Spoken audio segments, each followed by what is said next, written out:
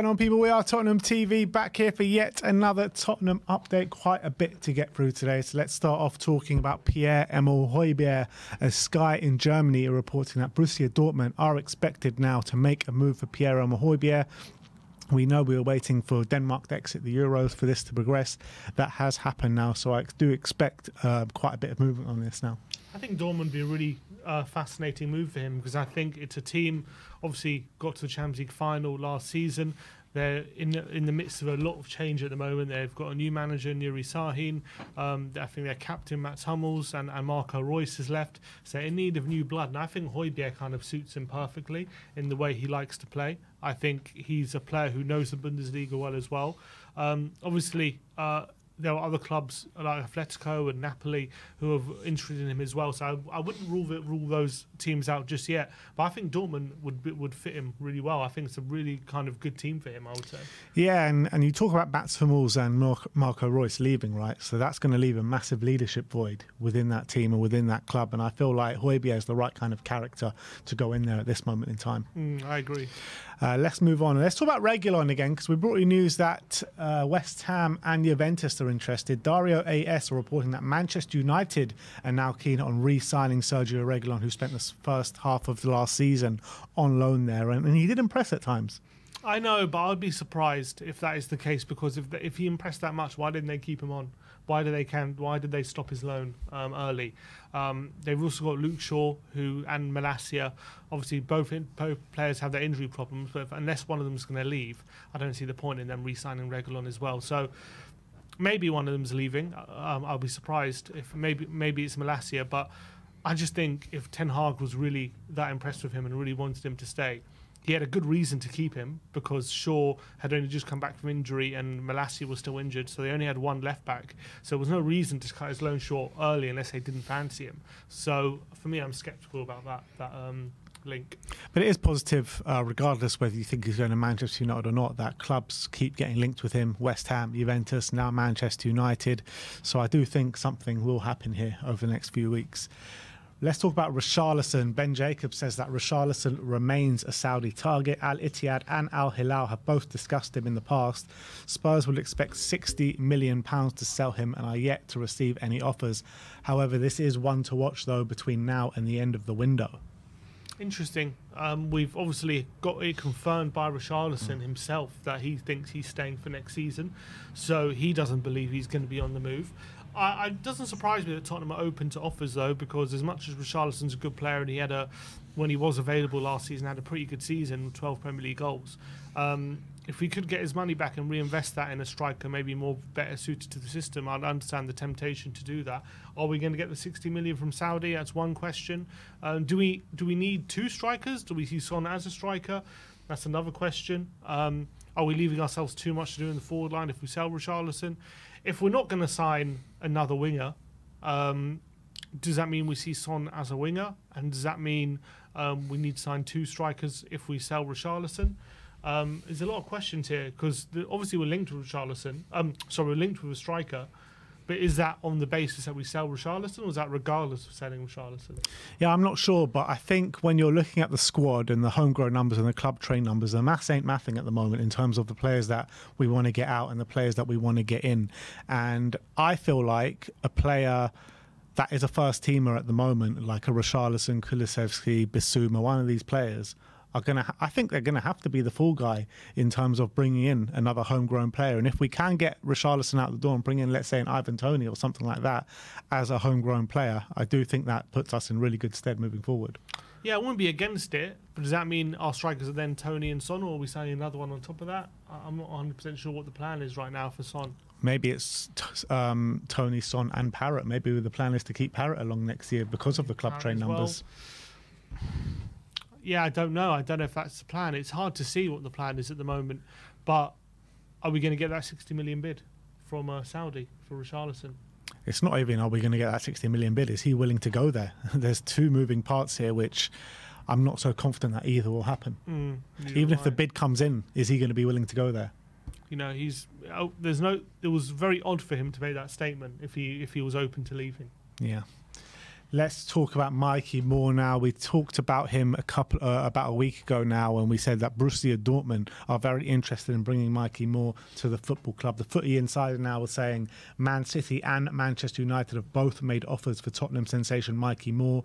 Moore has received professional contract offers from multiple clubs ahead of his 17th birthday next month as the race for his signature hots up. However, Tottenham are also pulling out all the stops to prevent Mikey Moore from switching clubs, but the FA regulations state that he cannot sign a professional deal until he turns 17 next month. Yeah, and that's the reality of Mikey Moore. So I'm excited about him being part of the Spurs' future. I do wonder what kind of role he's going to play in the short term for Tottenham. But also, I don't know, it's a difficult one at the moment. Obviously, he had a role to play at the back end of last season, but does that mean with view of us looking at him for next season as a first-team player? I'm not sure. Yeah, I felt like there is an element of that, but I also feel like the reason why, a big reason of why that we brought him in at the back end of the season was to say, look, there is a pathway for you here. We will give you chances. And his kind of demonstration of that, we put you in against Man City. We put you in against Luton, I think it was. And, you know, Burnley, I think, was it? Or Burnley. And here's the clear pathway for you. Here's the clear pathway for you. So I think Mikey will sign the contract. I really do. I think he's a Tottenham boy, comes from a big Tottenham family. He's been at the club since he was 8 years old. So there's obviously going to be interest when you look at the reputation he has, you look at what he's doing on the international stage, and you look at what he did for the under-18s last season. There's obviously going to be interest in him from all the top clubs, Man City, Man United and Borussia Dortmund. But I do think he'll end up staying. So that's that. Let's talk about potential incomings now. And let's talk about everyone's favourite transfer rumour, Conor Gallagher. The Telegraph say that Tottenham do remain interested in Conor Gallagher despite signing Archie Gray. The midfielder has also had interest from Aston Villa, but sources suggest he is reluctant to move to the Midlands. Do you think that Chelsea signing Dewsbury Hall maybe implicates more that Conor Gallagher could be off? I mean, it shouldn't, but they've got Enzo, they've got Caicedo, they've got Lavia, and now they've got Dewsbury Hall. So they do have a lot of central midfield options now. Can they afford to sell Gallagher for the right price? Potentially. We know that they were open selling him due to PSR problems, but obviously it's now past the PSR deadline, so I don't know if that has anything to do with Chelsea being open selling him at this point.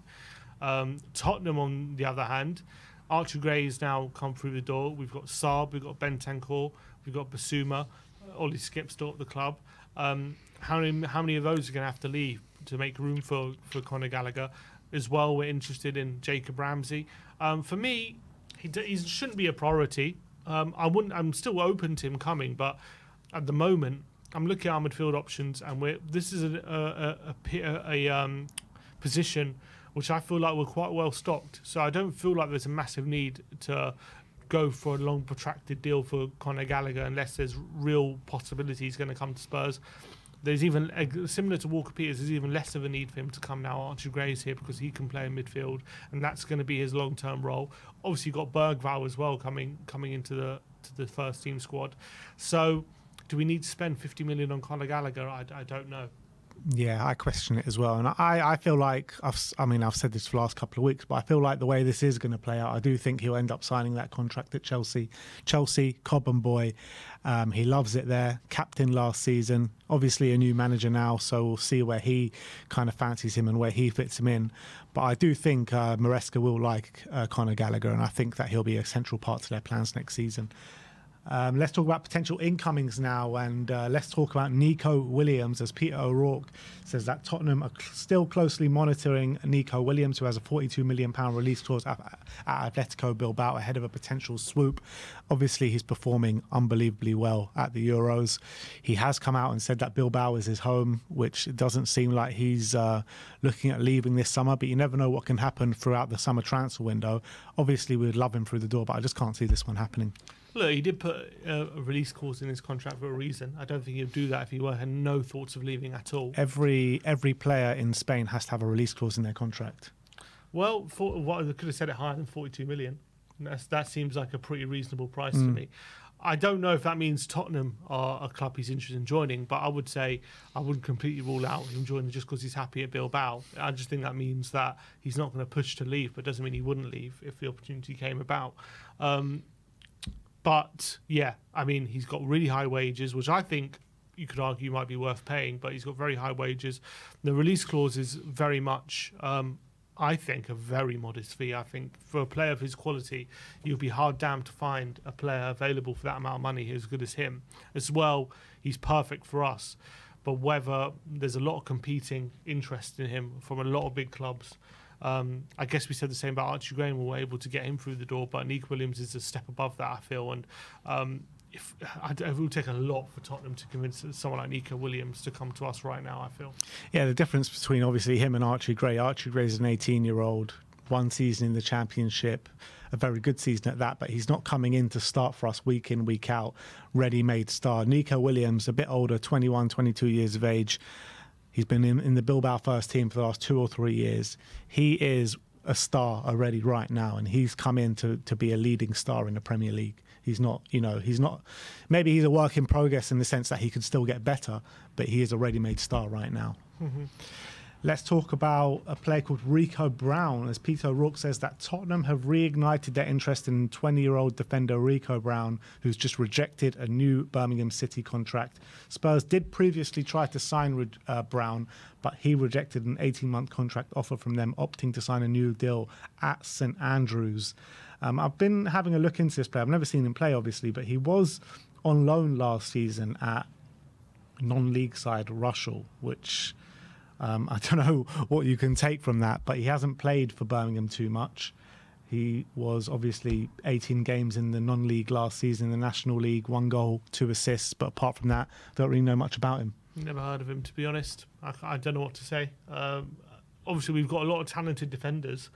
I don't see the need to add another one, especially one who's playing. Feels like we're just stocking up. But if we really believe in him, I guess it's not.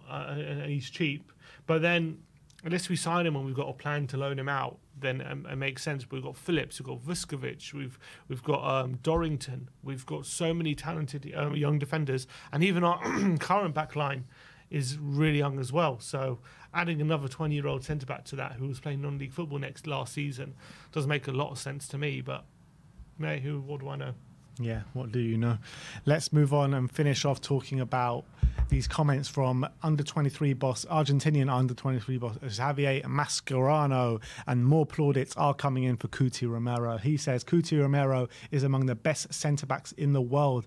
If he's not the best already, we don't know what his ceiling is. He has demonstrated it throughout the entire season at Tottenham. He has been the cornerstone player for the team, incredibly important, and the Tottenham coach has repeatedly praised him in big matches.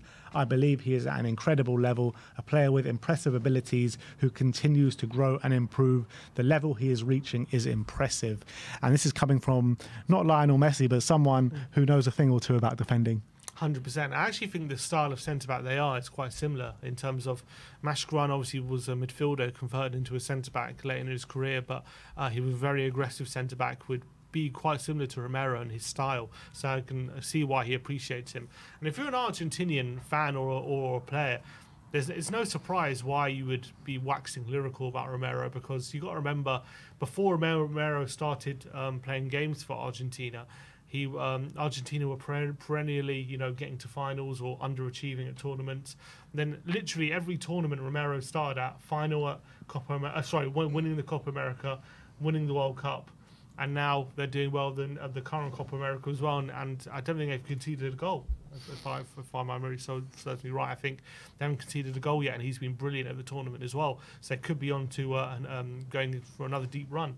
So and I'm an Argentinian fan, I wouldn't be surprised if I'm thinking that Romero is a second coming of Jesus Christ. Yeah, absolutely. We all know how much of a good player he is. We wax lyrical about him all day long. It was worrying, obviously, when we saw those Real Madrid links pop up a couple of weeks ago. But I do think we're probably safe for at least another season. But I think a player of his calibre, being at Tottenham, if Tottenham are not starting to improve, it is something to worry about for sure. But I think we're lucky in the sense that we do have good defenders coming through. We are bringing in top talent from around maybe European football in terms of the centre-backs. But even with that case, you don't want to lose a player of Cuti's calibre, because I think him and Van der Ven just work so well together. And I feel like, one strength is another's weakness, and another strength is another weakness. So I feel like they are literally perfect centre-back partners for each other. So if we are going to lose PierreEmerick in the near future, is going to be very disheartening. We'll cross that bridge when we come to it. I don't think we're in danger of it happening anytime soon. Not this summer anyway, that's for sure. But, you know, the contract situation is looming. You know, 3 years left. Next summer it'll be 2 if he doesn't sign a contract with 2 years remaining. But when you've got to play on a 3-year contract, that's not a situation where you're worried. It's not, but when you're looking at Spurs, and if we're not going to be fighting for titles anytime soon, then it is you are going to worry at some point. But that we have to be fighting for titles. That's the aim of the game. Yeah, absolutely. But that is your Tottenham update for today. Let me know in the comment section below your thoughts regarding all the news stories we brought to you today. Like, subscribe, and comment. And as always, come on you Spurs.